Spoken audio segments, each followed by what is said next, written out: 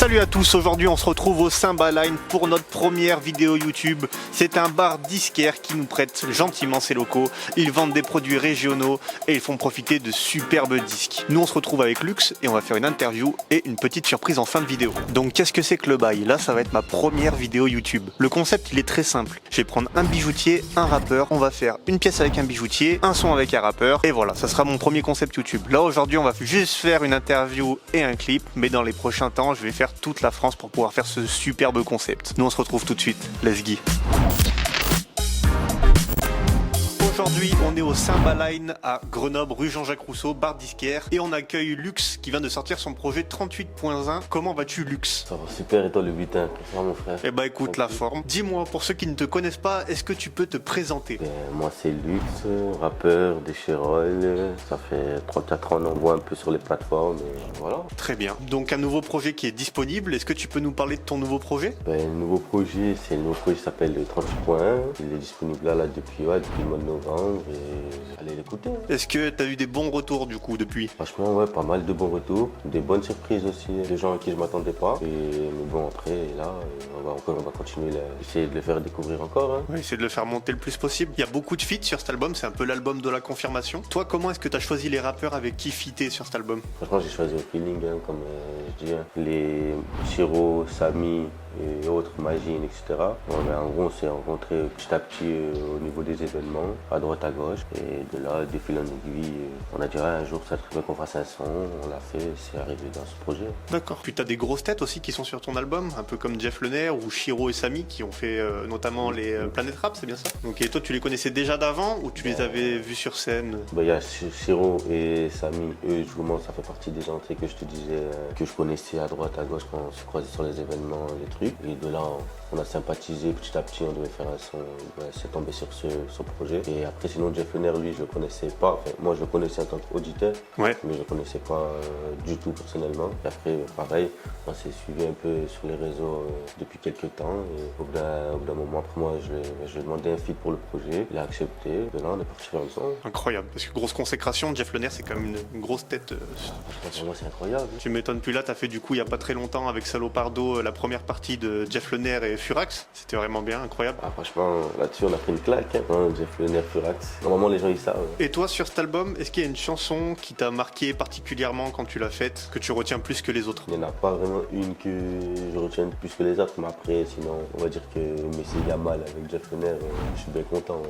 Et maintenant que tu as plusieurs projets, parce que là, ce n'est pas ton premier coup d'essai, tu as fait plusieurs EP, tu as fait quelques mixtapes, et donc là, tu as fait un grand projet un peu long. Est-ce que tu réfléchis différemment à la manière de construire les projets, ou est-ce que tu fais pareil qu'au début et t'envoies comme il te plaît? Je fais presque pareil, mais à chaque fois, en fait, en vrai, on essaye de faire un peu mieux. Ça me donne un retour.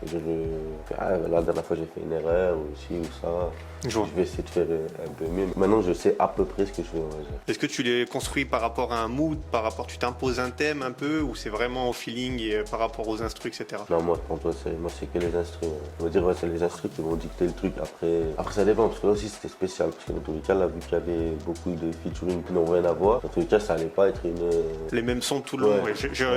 En tout cas, si j'avais voulu un truc d'un style bien particulier, ça aurait peut-être pas été possible.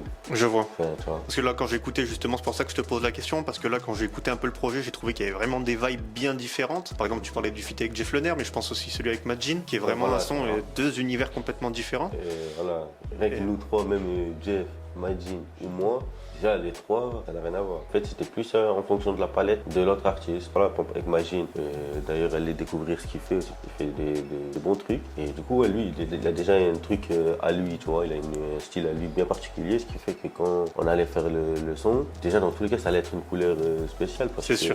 Lui, il a un univers bien particulier. Donc, et là, qu'est-ce que tu aimerais que tes auditeurs retiennent de ton projet là? Par l'union. La connexion 38, le fait que ce soit un peu fort. Que chacun il essaie d'un peu de se réunir. Tu vois. Comme là, voilà, vous, c'est pas comme. Là, c'est pas vraiment, tu vois, comme c'est pas mon projet. C'est plus le fait d'un groupe. On pouvait pas faire une compile, tu vois, de combien de titres, tu vois. Ça veut dire, en gros, c'est plus le VT, ouais, de faites un groupe, on fait un groupe, chacun fait un machin, et on essaye de sortir de là de Grenoble. Bah, ça m'a fait penser un peu, ce petit projet là que tu as sorti, ça m'a fait penser un peu à Tiakola, le projet qu'il a sorti là cette année, Bienvenue dans le milieu, parce qu'il y avait que des feats. Et là, j'ai vu, quand tu as annoncé, du coup le petit album, là j'ai vu qu'il y avait beaucoup de feats et je me suis dit bah ça faisait un peu pareil, tu vois, histoire de faire sortir un peu Grenoble, que ça ressorte un peu des charts, etc. Et je trouvais que toi c'était vraiment un peu ce même genre d'union que tu cherchais à faire sur Grenoble, un peu comme le projet que tu avais participé, où tu avais fait le freestyle, où tu avais pris 38 rappeurs de Grenoble. Ouais, le projet Gropa, ouais, le projet Gropa, ouais, c'était pas mal, ouais. Peut-être, moi en fait voilà, c'était dans cet univers-là, mais tout en étant que moi je peux pas faire ce genre de choses. Oui. Tu vois, je suis pas légitime à faire ce genre de trucs. Ce fait que voilà, c'était mon projet, je voulais réunir beaucoup de gens, comme ça faisait ce truc un peu d'union, tout en ne faisant pas, voilà, on va faire une campagne, on va faire un gros projet que moi je vais porter en tête, tu vois.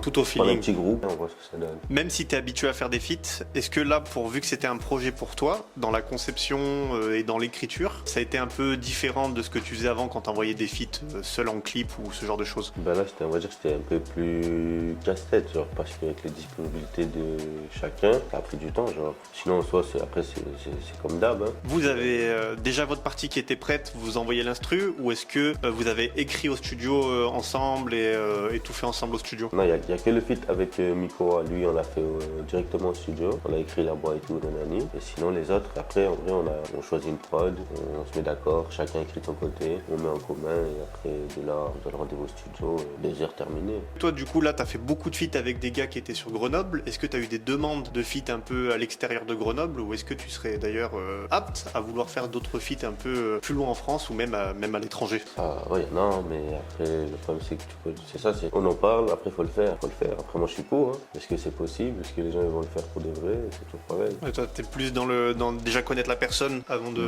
faire un feat. Là, sur le Jeff Lunaire, je ne connaissais pas. Ouais, Même Salopardo, au final. Moi, ça m'en fout. On n'a pas besoin de se connaître, mais il faut juste qu'on le fasse pour de vrai. Ouais, que les gens soient déterminés, quoi. Et toi, ça serait quoi ton feat de rêve? Nino.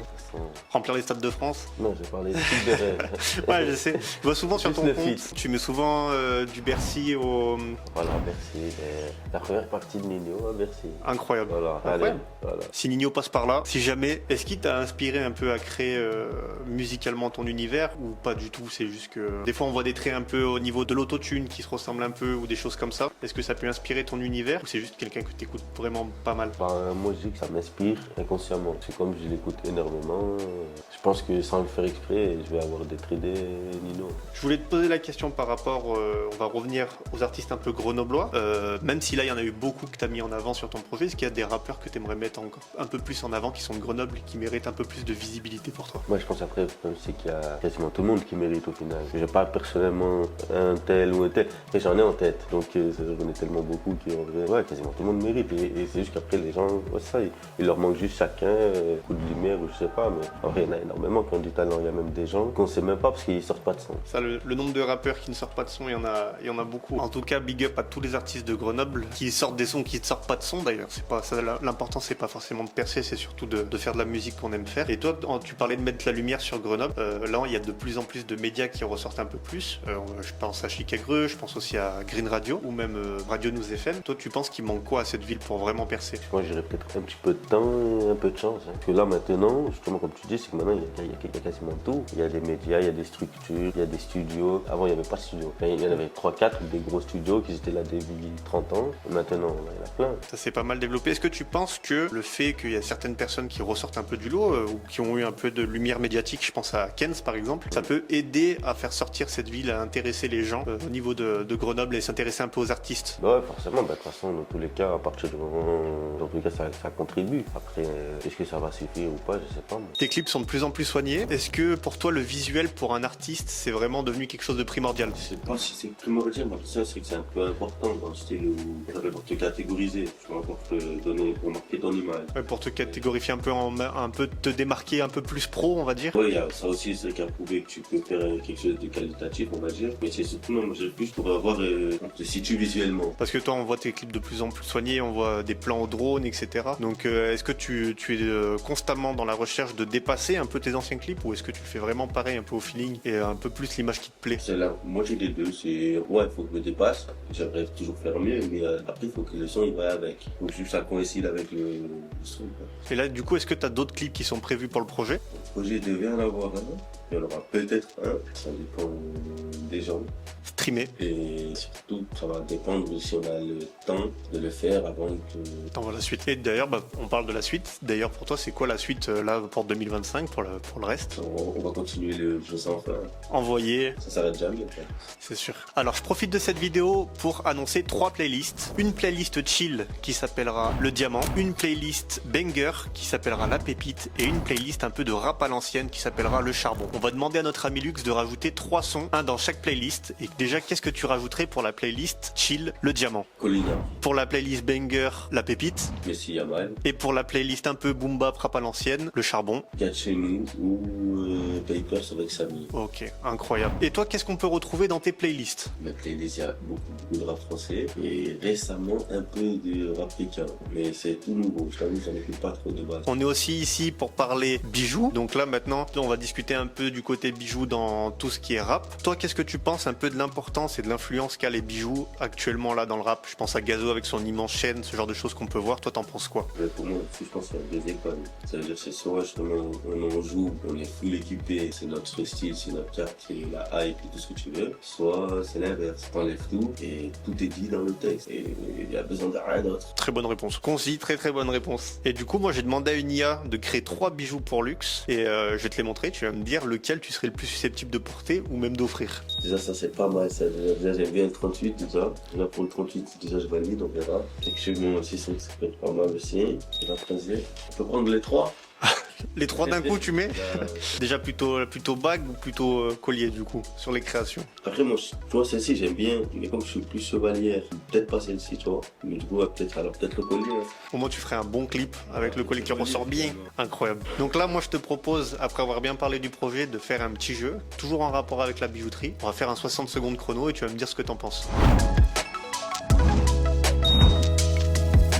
Je rappelle le principe du jeu. Tu as 60 secondes pour répondre à des questions et tu dois me dire ce que tu préfères entre tel ou un tel. Est-ce que tu es partant? Allez, c'est bon. Alors, top. Or jaune ou or blanc? Or blanc. Bijou ou montre? Montre. Bracelet ou chaîne? Chaîne. Diamant ou pierre de couleur? Diamant. Rolex ou montre Cartier? Rolex. Bijoux de luxe ou bijoux personnalisés? Deluxe. Maille grain de café ou maille cubaine? Grain de café. Rap français ou rap US? Rap français. Studio ou scène? Studio. Drill ou trap? Trap. Solo ou feat? Fit. Niska ou Nino? Nino. Chiro ou Samy? Là, toi, tu me donnes des problèmes. Les deux. Chevalière ou bracelet? Chevalière. Patek ou Audemars? Audemars. Bracelet cuir ou bracelet acier? Acier. Montre à gousset ou montre Échec. Nous, on vous laisse avec une dernière surprise. C'est un clip qui sera disponible sur YouTube en fin de vidéo et le son sera disponible sur toutes les plateformes de streaming. Merci à Lux pour cette interview Putain, merci à toi. et merci au Symbaline de nous avoir accueillis ici et nous on se voit bientôt. Let's go.